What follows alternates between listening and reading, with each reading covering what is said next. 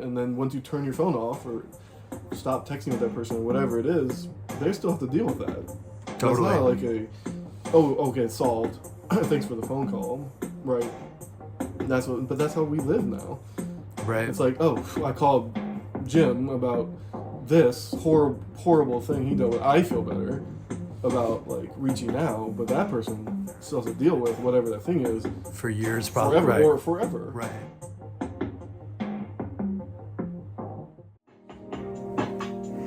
All right, welcome to Share Show. This is episode 2. The show all about sharing. Right? Totally. And whatever you guys have to share with us, we always want to hear about it or even being part of it. I'm Jeff. Alex. And let's dig in. Let's do it. So, how's it going this week, I guess? It's going pretty good. Went fast. Lots of good things on the horizon. Feels good. It does feel like we just filmed like a second ago. Absolutely. This week went faster than any that I can remember. In a good way, I think. Yeah. I'll tell you what makes it go faster in the good ways is having things to look forward to. I swear that's like that might be the biggest key to life right there in general. I agree, man. Having stuff to look forward to. Whether however big or small, right? That's what keeps everyone going. Huge. It's kind of like we were talking about last episode about there's all the downsides of fantasy and like thinking about the future and the past, but like then there's of course like then on the other side it's like you said you need it to keep you moving forward. It's really true, man. I'll lay on I'm sorry, was there anything? No. So I'll lay on. I'm so excited to tell you about this because I've been thinking a lot about this analogy lately. Mm-hmm. And the idea is, this is still annoying me. A lot about what we were talking about last time about difficult times and navigating it and how hard it is because you never know like how long it's actually going to last, right? It's like if you actually knew it was only going to be a month, that times are going to be shit, you'd be like, oh, okay, I can deal with that. But the fact that when you're in it, it's just like it looks, end, right? yeah, feels like never ending. Okay. Yeah. So here's the analogy that it's like, I'm like, this is exactly how I feel right now. Ready? It feels like you're on a roller coaster, right? But the harness is both invisible and you can't feel it.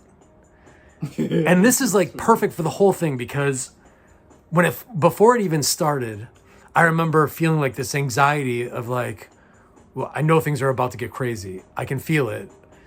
And that reminds me of like, you're going up you're in the station of the roller coaster. You're going up you know that there's no harnesses that you can see. You're like, is this going to keep me in this thing? You're holding on to the sides like, And then now when it's like, you're in it, dives and ups and downs. And it's like, I don't know how I'm staying on this roller coaster. Like there's no reason. Yeah. And I'm trying to grasp onto the sides of this thing, but it's like the plastic, like the shiny plastic. And it's like, I know that's not really holding me in here. There's got to be something else. I mean, this feels really like very like religious fundamentalist. But take away the religion from it and just the spirituality of kind of like that's the feeling of like, I don't know how this is working and how I'm not falling out of this roller coaster. And I feel like I should hold on to the sides, but I got to kind of let go of it and just like assume that it's all good and I'm going to make it through the whole thing and get to the end with no straps and there's nothing to even touch when I reach for it, you know? Yeah. Well, I think that's very well said. I mean, I think we talked about last time. We've both been there in recent years for different reasons, but it almost doesn't matter the reason or situation. It's that same feeling. All the same. A relationship or a job or whatever. Those are the two big ones usually, or family things. Yeah, I mean, then you think about other people that you just drive around. There's people everywhere, all the time, and they're all doing things and all making it by somehow. They all have jobs that make it work for the most part. Of course, I mean, there's definitely some issues out there that need to be addressed, but like, I mean, everywhere, billions of people just making it to the next day. Like, that's wild. That's wild right there. Right. And then you got the people spending money at rest. All the things that keep the economy going. You're just like, dude, how? I really think that's like the binding thing that if you can keep in your head that like, yeah, that guy's going through the exact same thing that not the exact same situation, but the feeling of like the battle of being a human being, right? There's something they're dealing with that you don't know. Right. For fully. It's reminding me of, there's this like Katt Williams video I was watching. It kept popping up in my feed this week, where I think he was with Theo Von, and he was talking about how like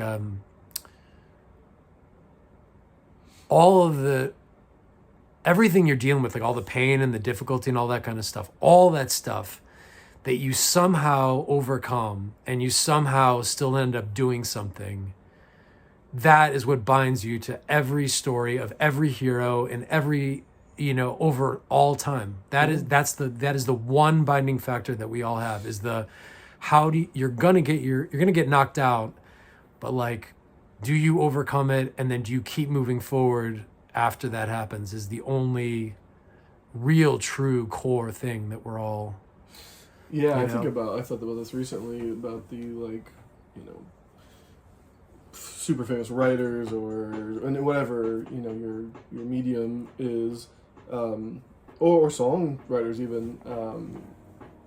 They're giving you their pain, and their experiences and all. That's gonna be difficult for them to do, right? But then therapeutic as well, and then you get some like maybe attention or notoriety. But it feels like, especially when you think about like historically great writers, those like unbelievable pieces of literature that you read in school, right, or whatever, and it's just full of like pain and suffering and all of these things. There's not many great pieces of literature that are like super light and fun and happy, right? Like there's not a lot of that.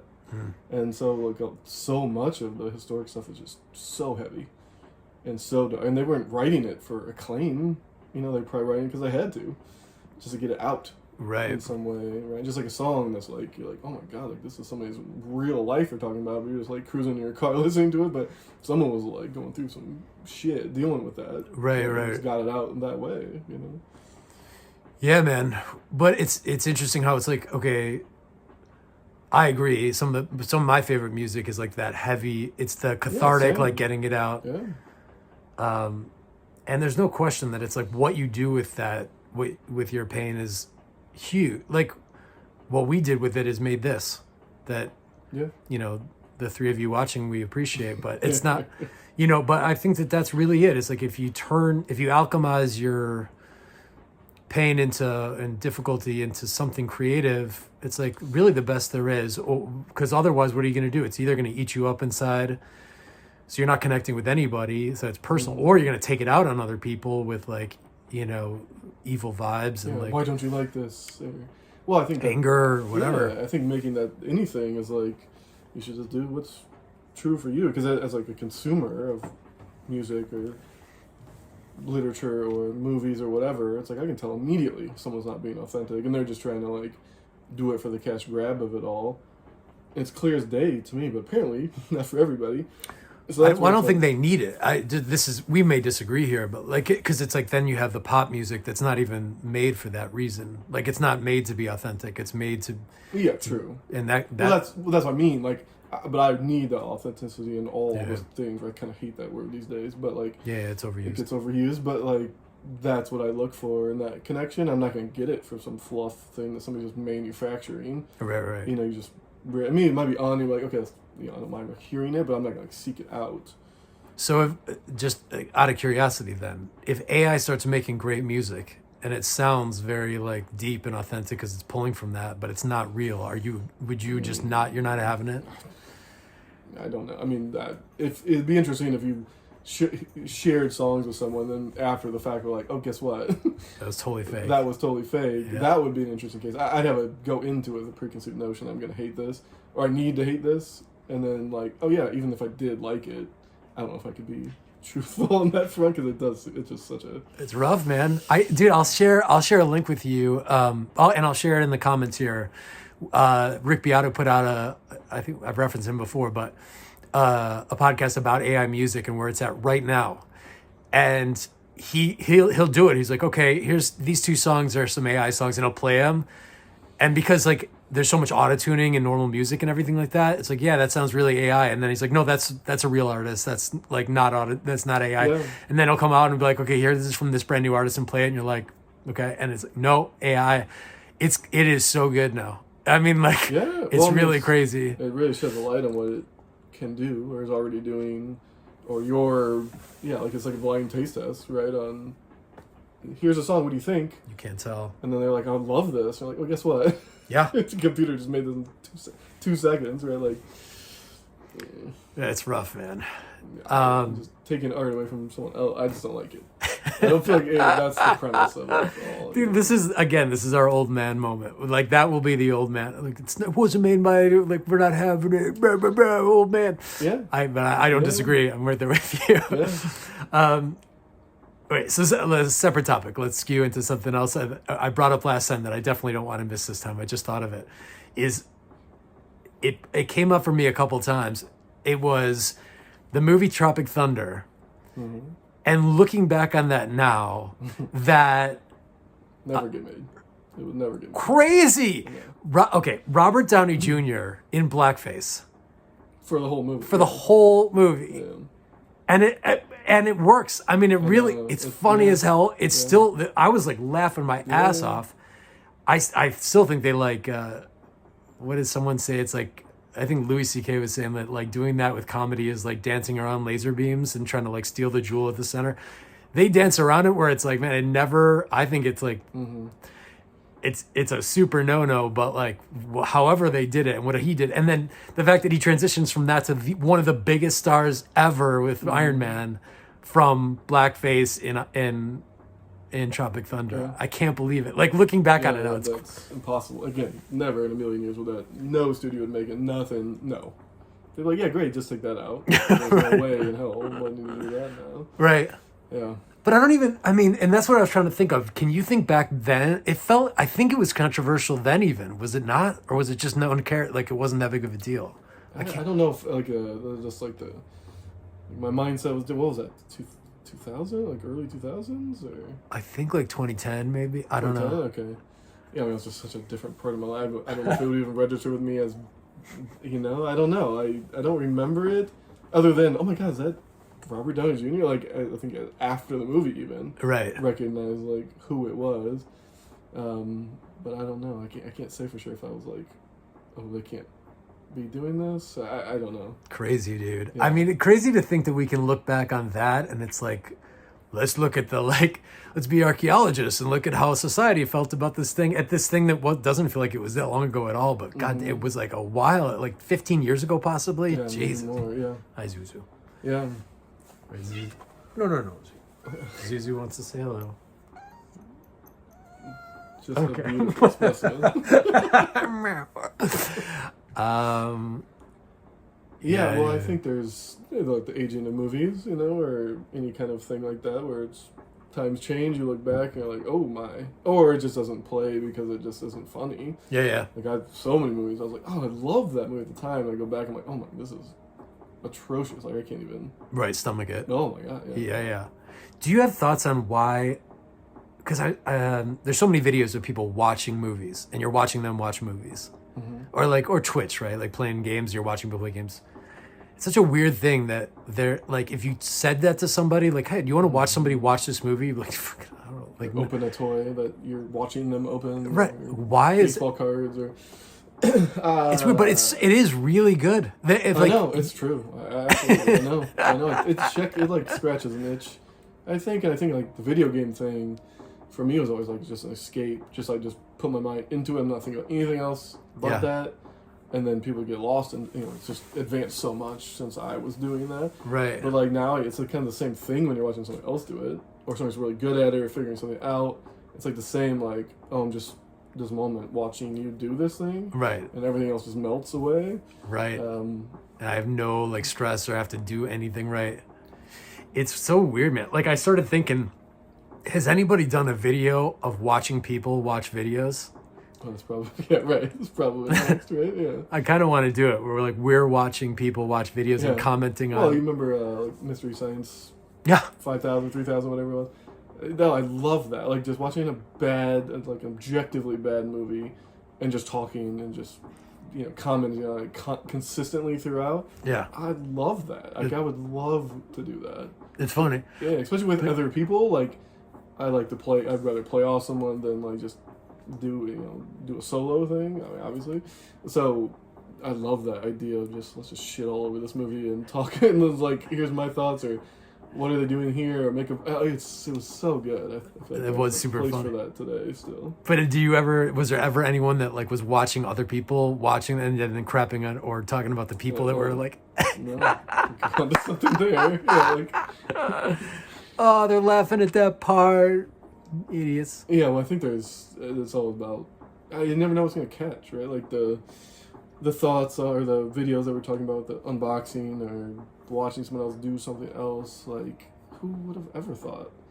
And why? Right. It's so interesting, like, there's no reason. No. It's just, now it's mad. I mean, these people make hundreds of thousands of dollars a month. Yeah. By playing a video game and letting people watch them play that. And talking about it, like, real time. Like, they're making more money than, like, our parents ever made. Like, the whole generation ever made, for the most part. In, like, such a short amount of time. They're, like, 12 years old or 14 years old. They're making, like, literal hundreds of thousands of dollars a month playing video games, and just whatever they've done has scratched that itch for that many people to watch you do it, and have a company recognize that and be like, oh my god, we're going to pay you absurd amounts of money to keep doing the this. game. Like, what? Like, right. That's like a job paying more than any job prior to, like, us growing up has ever made. Right. Just, I wonder, do you have, because I don't watch a lot of that at all, because I'm curious if it's like, if it has anything to do with kind of like what we were talking about last time, like the people that are really authentic players are the ones that get all the views, or are they just like really adept players, or is it like sexy girls get the who is? Probably, I mean, all of that, probably. I mean, I think it probably started with somebody who was really good, and then transitioned to someone who was really personable. And then it's like both. You have both. Like, you're good at the games or whatever, and then you can, like, you're fun to watch too. And of course, you got, like, the attractiveness thing coming in and be like, I'm just going to do this because, I think it'll be well received. I mean, it's so there's weird. all of that, I think. But, like, even in, because when I was looking around, people, like, watching Tropic Thunder specifically, I don't know why, like, I like, love people watching.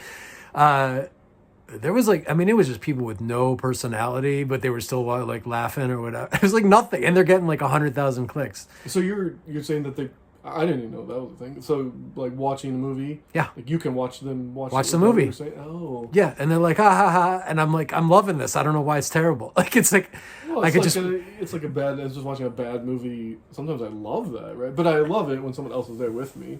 And you just, like, sidetrack the movie and you're just talking about it. You can tie into their emotions somehow. Like, it does change your emotions, how you perceive it. When because if I was by myself, I'd be like, this is bad. Turn it off. But I'd be, like, full on loving it with someone else. Yeah. That would just shred it with me. It's weird. Yeah. But watching, like, a good movie and being able to, I don't know. I wouldn't be talking. I don't understand. That's a whole different animal. It had to be bad movies. That's why the Mystery Science thing was so funny, because it was just, like, god awful, terrible movie. Right. It wasn't like, oh, this is a great movie, watch it with me and I'll talk about it a little bit. Like, that wouldn't be my thing for sure, but. Right. But it makes me think that there should be a platform where you can, like, even it'd be so easy to hook up, where Max basically is like, okay, you want to watch this movie? There's like 50 other people that are watching, and 5 of them want to do a shared experience. And so you have like the movie in the top and you have little boxes on the bottom, and it's almost like being in a movie theater at your house. How has that not happened? Well, you need to copyright that, because it's about to go out there and they're going to be like, ooh, we're going to start doing that tomorrow. Dude, just give us a cut. That's the thing. Well, there's, okay, so this is interesting. With all these things you're talking about, all these people making all this, like, fake money, it seems like, for doing these things from before, never would have been possible, right? Like, how do you do that? Like, this just all brand new things, and you have so many ideas, but, like, I have so many ideas about things that would, like, make money. I mean, we talk about that all the time. Mm-hmm. And these people, I think, they just did it.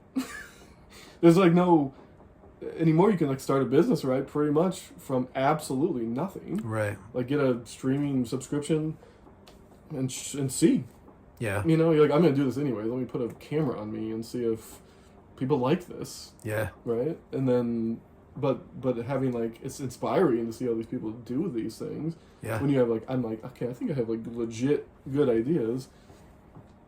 It's, like, inspiring to want to do them. Like, actually, well, this is a good example right here, right now. Yeah. But, like, you know, like, products or services or whatever it might be that now it's easier than ever. Best time to go get it. Yeah. I agree. Yeah, man. All right. Well, so should we transition to our main theme of the day? That'd be interesting. All right, let's do it. Get ready, everybody. Time for the main theme of the day. Main event. No, that's not what we wanted.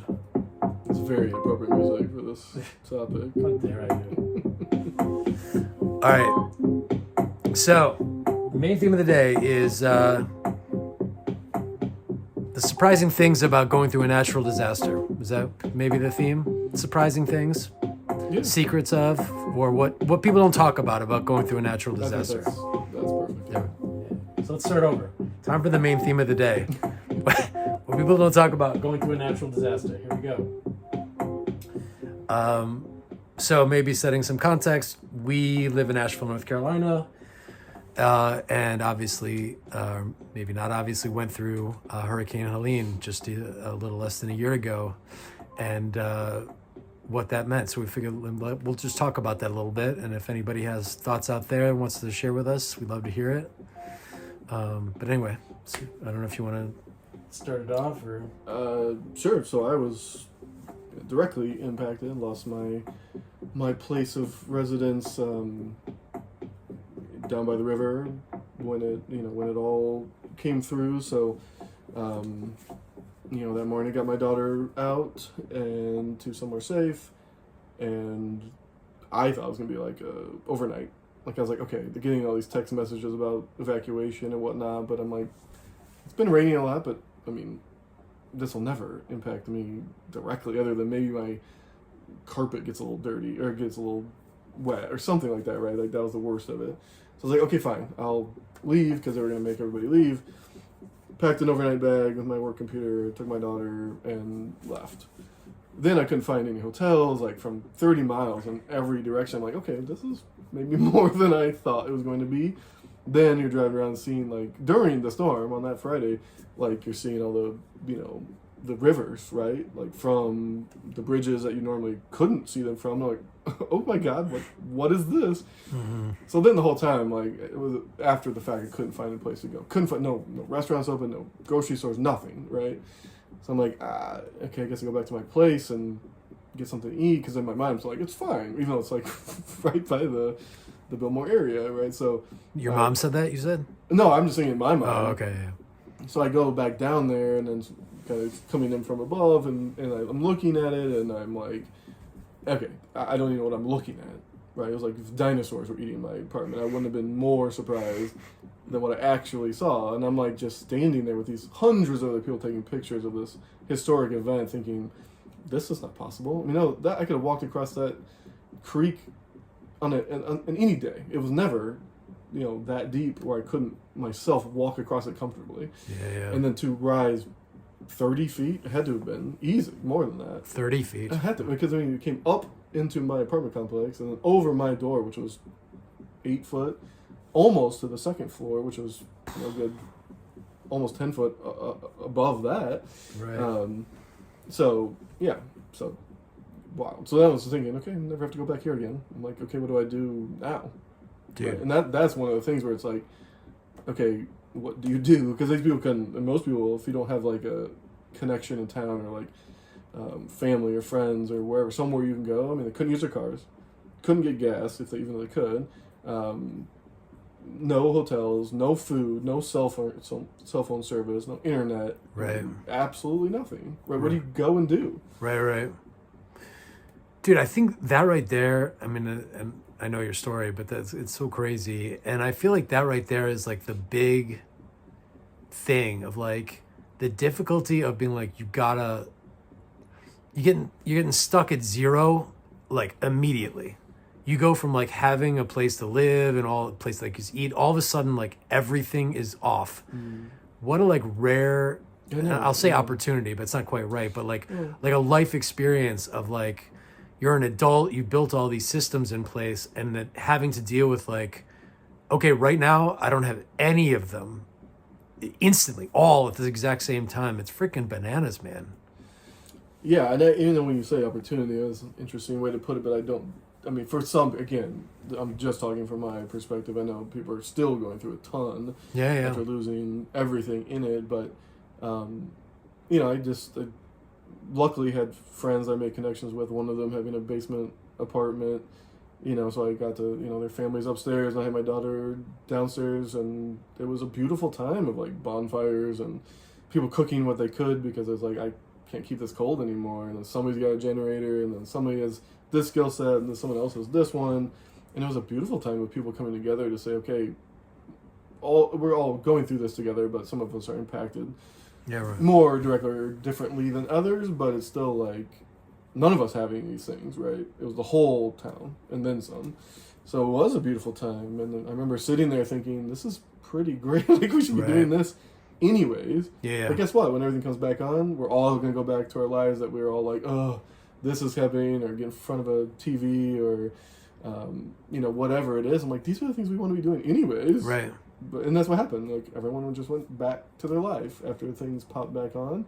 And it is an interesting, like, study. You know, I was just watching people being genuinely happy going through this horrific time. Right. That I agree. But they were, you know, and then in that moment, again, I know people were heavily affected at other places, but in that, you know, snapshot in time, I was like pure joy to me, you know. It's like that counterbalance of like in hell, there's like the little gems in hell, and like I agree, man. That like almost felt like going back to the 80s of just like everyone's hanging out. There's nothing really to do. Right. Couldn't go to restaurants. Couldn't work. I mean, even it was computer or anything. It was everything was down, and it was great because the city was like, we're just gonna pause, right? Yeah. Right. You know, there's definitely, you know, reciprocal things that are difficult there when it comes to like making money and rent and what landlords are in charge of, and then their lender. You know, it's like a whole trickle down thing for sure. But in those few days, at least, like directly after, it was like a beautiful time for me, anyways. Yeah, there was some really just the humanity of like we're just all in it was together. Like COVID again, a little bit. You know, again, COVID was terrible, but like. That section everybody off. It was that, but pulling everybody together where we could actually be together. Right? Yeah, and this was like, you know, given the neighborhood again. Like then you had to know people. So many stories about people getting closer to their neighbors than ever before because they're the only people you had access to, right? Yeah. So you had these little enclaves of like people getting to know each other, that lived next to each other probably for decades maybe, that never really got close. And you're like, oh, you're kind of great. Like this is awesome. Like, yeah. You know, but then again, that ends and everybody kind of ends up going back. But agreed, man. Well, it reminded me of one of the other things that jumped out for me about it was like how I've never been in a situation where you really get to experience like how scary, what's the word? How scary like people are, but not in not intentionally, but how scary like fear is maybe. Yeah. Where it's like even things that are not true, whatever, things that are questionably true, how quickly they spread, and then how they like compound on top of themselves of like this happened, none of this, and then it becomes this bigger and bigger and bigger fable. And then if you don't have access to information, you're just like, well, now here's your choice. Do you believe this thing? Do you not? Like, how do you act on the game of telephone? And it's all like amped up based on fear and stuff. And that to me was like really, I've never really been in the midst of it in a way that counted, you know, where it's like, okay, it's one thing if everyone's talking about politics or something in that way. It doesn't really, you can always look at for yourself on things or whatever. But when you're talking about that kind of thing about your life, or like where do you get food, or is there gas somewhere, and you're building that on like whatever you're hearing, which is who knows what that's built on. Is it lies and fear, or is it truth, or what? But you don't have any other information. It's like, holy shit, man. It goes like real quick where all of a sudden it's like, man, we take information for so much for granted or the access to it. It's insane. Well, then you get the people that are like looking at it on the news, whichever news platform they're looking at on, giving different stories probably from that. But then those people just get to turn off their TV or their phone or hang up a call with you or whatever, and then they have all their things, right? Right. It's impossible to put into another person's situation of like, okay, imagine you didn't have any of that, and it's impossible to imagine that, right? Yeah. Until you go through it, and it's not like a pity thing. It's more like help me with perspective on, like we were talking earlier. You don't know what that person's going through. It's probably something, Right. right? And you can't just downplay it because it's not. You don't think it's what you've been through, Right. Like, oh, that can't compare to what I've been through because it doesn't matter, right? Totally. But there's a lot of that too, and then a lot of people like, oh, it's better now down there, right? And it's like, no, like driving around. I mean, just so everyone out there knows, it's the same. Pretty much. I mean, from the day I left, there's still the affected areas. There's still buildings just torn apart, cars everywhere, debris everywhere. Those like affected, and they're doing all they can, but there's only so much, and then some other disaster happens or something else happens where that support has to go somewhere else, and then guess what? All this is still here, Right. and businesses can't open. There's tourism's down, historically. Now we got all this other economic stuff going on. People are less likely to spend money, here where they live or travel to come here and spend money. So it's like that's for me that's the biggest thing is like the aftermath of what businesses are going to do, what the city's going to do, and how you're going to handle that going forward. Because the community's done a great job banding together, which I think most do when something like this happens. You really get tested, but then you got like, you got The rebuild, the slow people rebuild, are gonna right? leave and be like, I can't do this. I can't make money for so many months, and now it's like so much less than I could before, and it was harder before. It was hard before, so now I just can't do it. Right. And then what does that support look like? Who's going to open a bit? It's just there's that for. I mean, I'm talking years. That won't be like this summer. It'll be fine. Right. I mean, the rebuild, the cleanup, the opening of new businesses, what's going to work here, what the city's going to look like. I mean, that'll be years, plural, before that even gets started.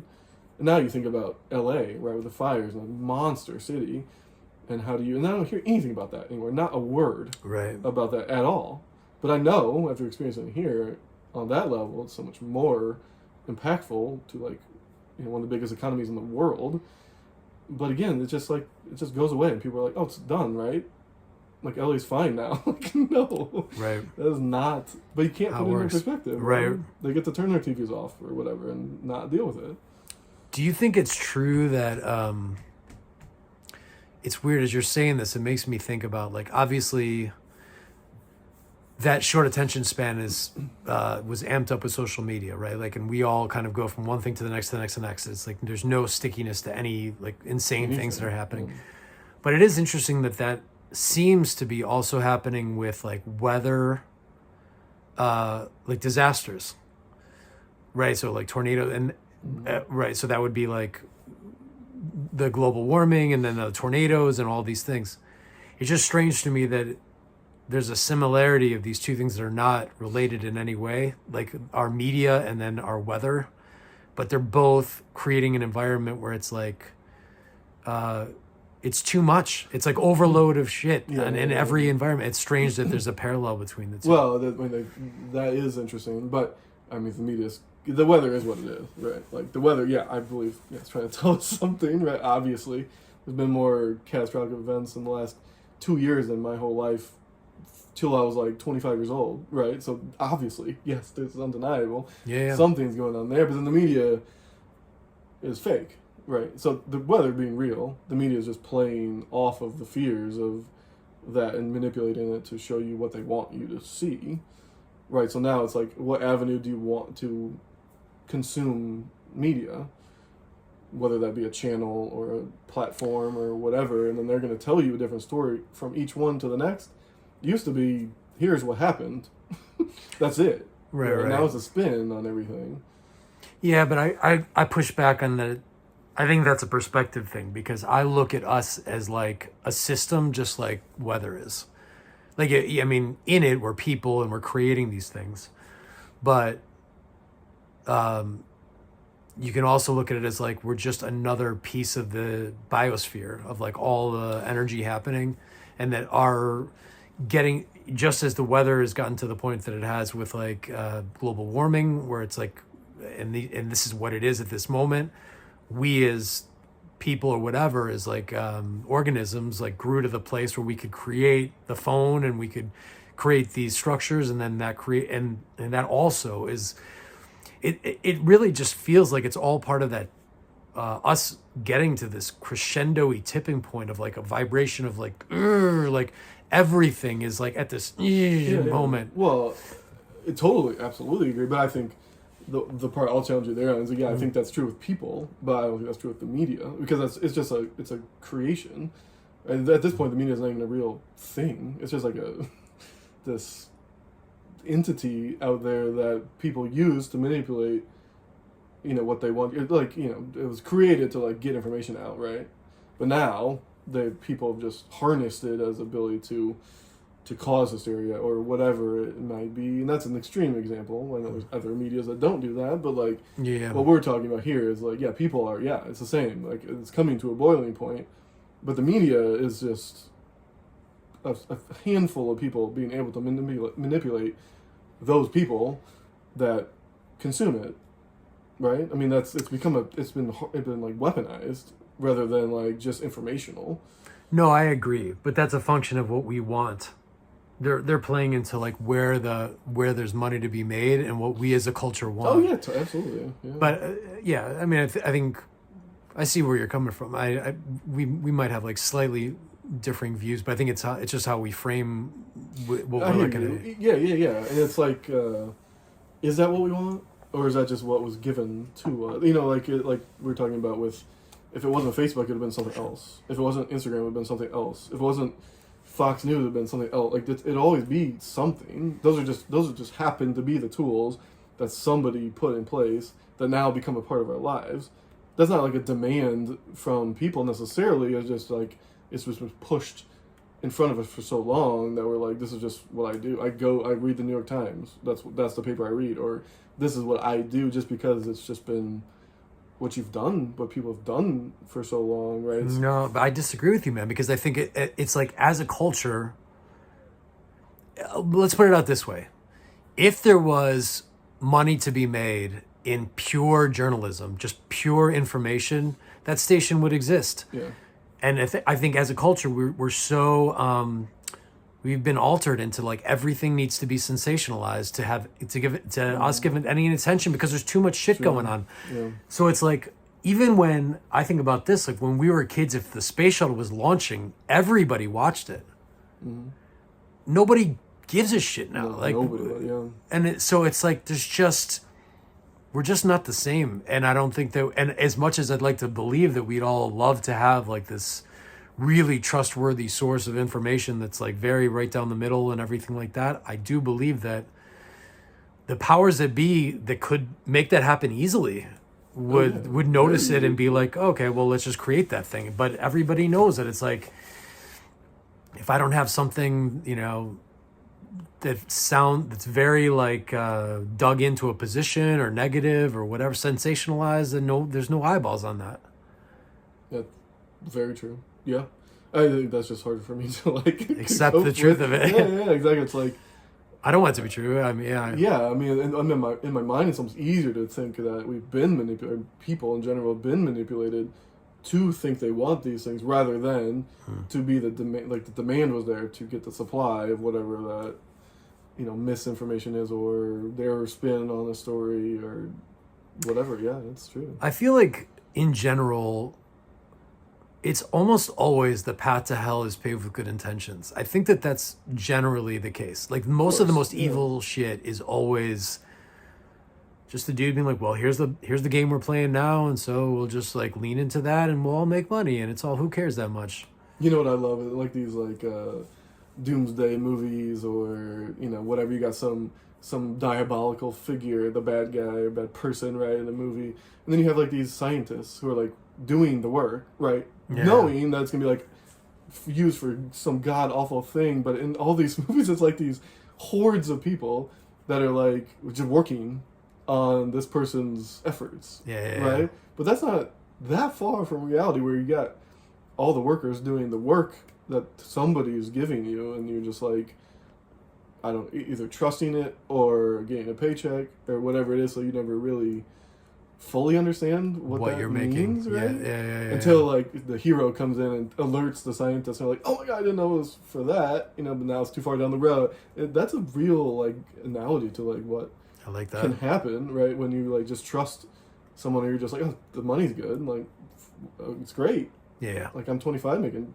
$200,000 a year doing this. It's like, but no one's really thinking much, and not no one, but like a lot of people don't think much further than that. Right. And then pretty soon they're doing God knows what, really, could be. Yeah. Yeah, it's tough, man.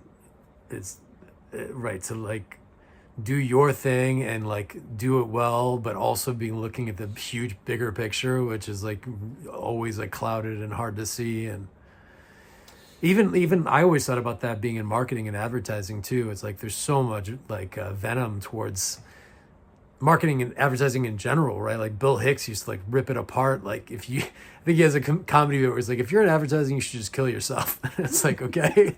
Thanks, bud. I mean, I got it, but and then we internally would always talk about it. Well, it's like, well, we're helping people find the thing that's right for them. And like, if you're doing it, and there's, I mean, just like everything we always talk about, there's always the sliding scale, there's the good and bad of it. Mm-hmm. But, yeah, man, that's tough. And like relating it to natural disasters, or this one, because this is all the only one I can talk about. But yeah, how the outside world receives that information that, I was getting texts from my parents or friends or calls or whatever, and like, I heard this or that, and I'm like, no, that's not true, but it's out there, right? And some people, like you said, that's their chosen media form, mm-hmm. and that's what it's telling them.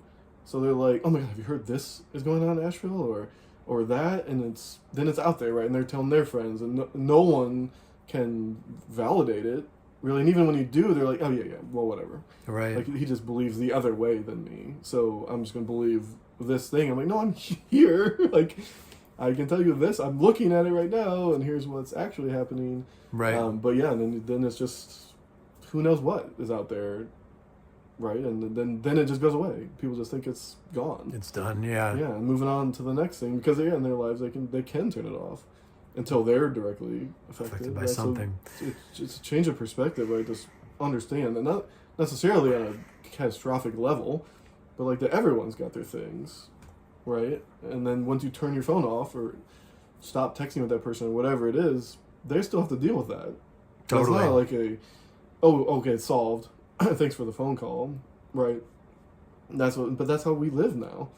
Right. It's like, oh, I called Jim about this horrible thing he dealt with. I feel better about like reaching out, but that person still has to deal with whatever that thing is for years, probably. Forever, right. or forever. Right. Yeah. Yeah, man. It's right. Well, it's just too hard. Yeah. Well, who has the bandwidth to be able to like constantly?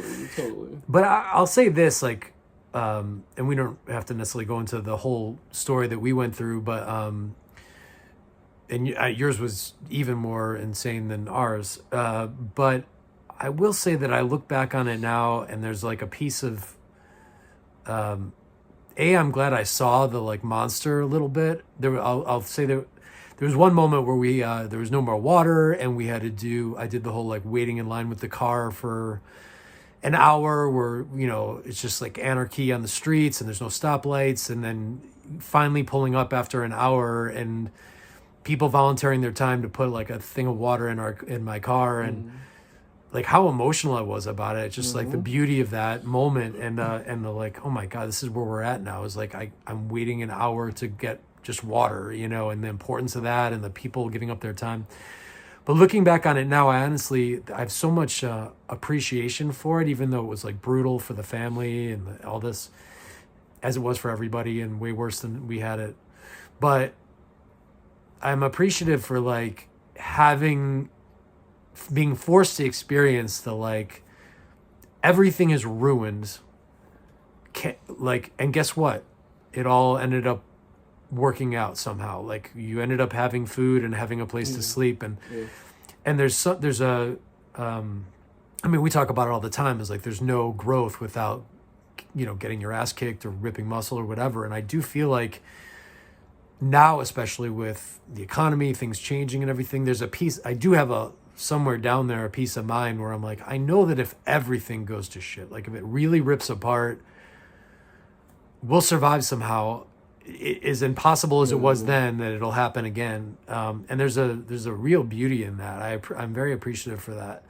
Well, for me in that time period, I recognize it as we're all of a sudden on the same level, like everyone was. It didn't matter how big your house was, or what car you drove, or how much money you had in the bank. None of that mattered because you couldn't get any of it. You couldn't use any of it other than the house. But like, it really put most people on the same level. You know, there's not many things that could happen to do that. Yeah, right. You know, and I think you're right. It's a good exercise to go through. You know, of course you don't want it to happen to anybody, but like it does change you a bit when it's like, okay, ultimately we're the same. You know, right back to it of like, I don't care if John's a jock there down the street today, this week, this month, does not matter, right? Or what talking, of course, matters, but like now we're all waiting in line for an hour to get water. Right? Exactly, right? It doesn't matter how much money you have. Like you can only get this much, or you know, you don't. I mean, to some extent, of course, I know some people just were, you know, had it tough before that happened. Sure, and that didn't make anything better. But you're right about people coming together, and it was a beautiful thing to see. Yeah, man, crazy. Well, hearts go out, obviously, to anybody out there that's dealing with anything. Well, let's look at real heavy space to end this on.